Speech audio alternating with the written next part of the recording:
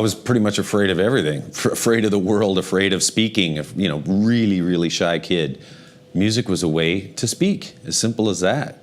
I could either just journal, write poetry, write just whatever was in my head, and sit down, strum a few chords, and put that together. And that's me. That's me telling the world about me when I can't do it on my own. So music was the voice I didn't have. There was a kid in my high school, Downey High, who was in the jazz band, who was selling his guitar. He had I think it was a 69 SG with the tremolo. And he wanted to sell it. He said, "You want it?" And I said, "Yeah." "How much you want?" He said, $200.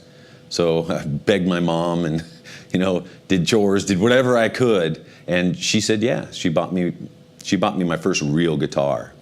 And then, of course, once you got a guitar, you got to join a band. So I started hanging out with some kids at school that loved playing music. And it was a cover band called Obsession, a bunch of guys in my grade.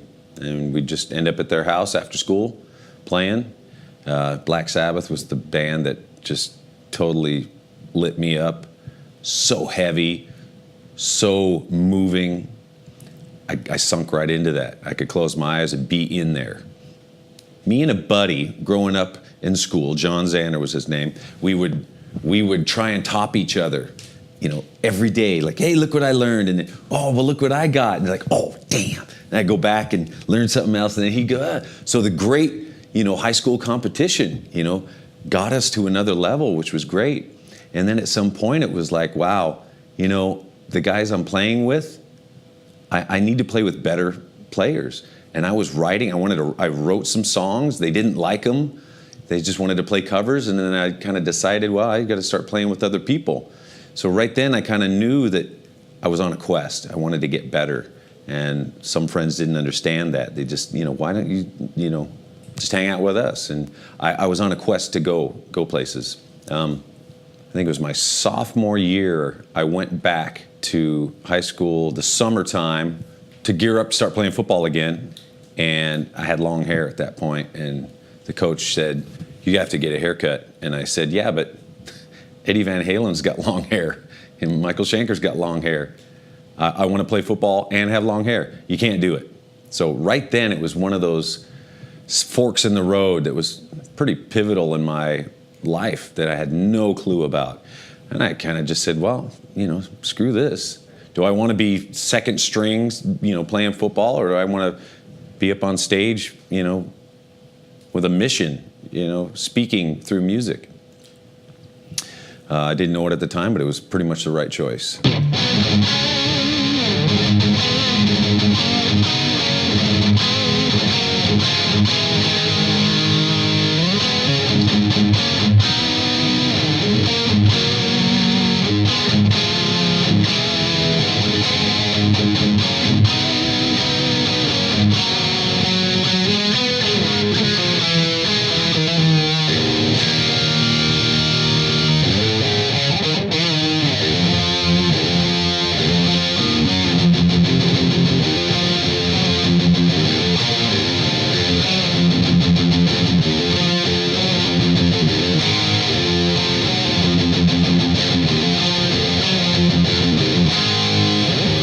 I don't think it really hit me until probably after high school, where I realized, wow, I got to start thinking about what I want to do. I'd be working at the sticker factory, cutting stock and just thinking of riffs or lyrics or something. At lunchtime, I'd be out in the car with my guitar, writing some riffs, and oh shoot, I got to get back to work. And then after work, show the riffs that I had written, and we did our first gig, and then it was kind of like, I think I want to quit my job. I want to start playing music, and there was no other option. That's kind of how it was. When I think the first time, hey, we're going to New Jersey to sign up, or one of the first things, like we're going up to San Francisco to play a show. Oh my God! And then, hey, we could sign up with this manager. He's talking about going to Europe and all this stuff. It's like, yeah, whatever, trying to act cool, but inside I'm freaking out, flipping, like this is happening. This is really happening. And all of us are friends and we get to do what we want. That's amazing. And every step of that way has been a little more of it. Every day we wake up, there is that reminder again that, dude, you get to do what you want to do and create. And it's sustaining you, it's sustaining your family. It's an amazing gift. So for us to keep track of that, you know, there was certainly a time when it got out of control. You know, the Black Album tour, out for a long time. I mean, that was the album. There was multiple divorces, lots of egos, you know, swollen to, you know, no one was right-sized anymore. Everyone was bigger than they should have been. But at the end of the day, when you look at this career is bizarre. People saying they respect you for your music, but then the validation that you get out there, it's unreal. It's like a fantasy. It's like these people think you're something more than you really are. So you got to stay grounded. It's like, God, I'm human, you know. So something comes back again and knocks you back down and to reality, you know. And you realize that I have a gift of playing music. That's what I got.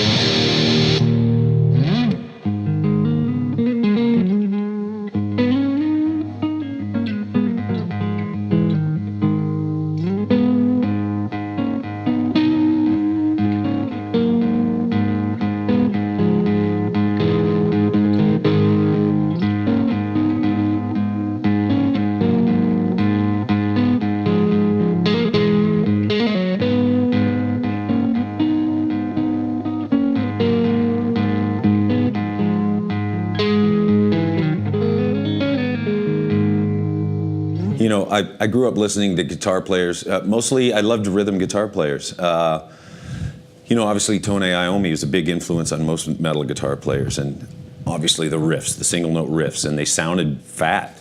When you analyze the sound, it's not really fat sounding. It's got an edge to it that cuts. So for me, getting that at first, like on the first albums, then it grew more into a depth. I wanted to play drums on guitar pretty much. So I wanted a really percussive sound. So one that really reacts quickly and is punchy, but also if you hang on a chord, it's going to fill the room. And I wanted a Les Paul shape that was a little lighter, a little more roadworthy. I think being on stage is a different hat. It's a different mindset. It's a different space. It's to me, time stops. There's no pain.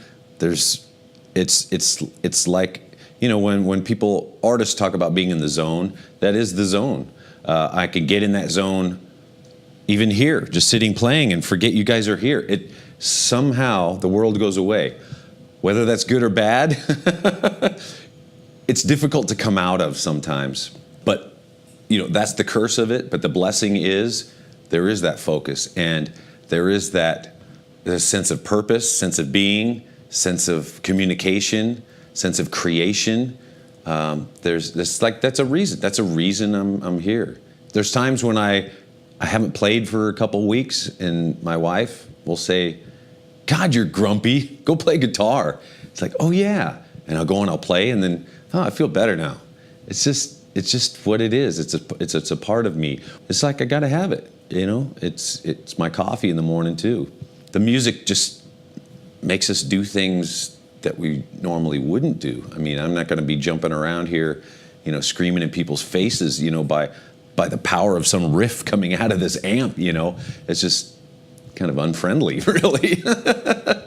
It's rude, downright rude. But that's what we get to do on stage. We get to express the music out of every pore, out of every part of us.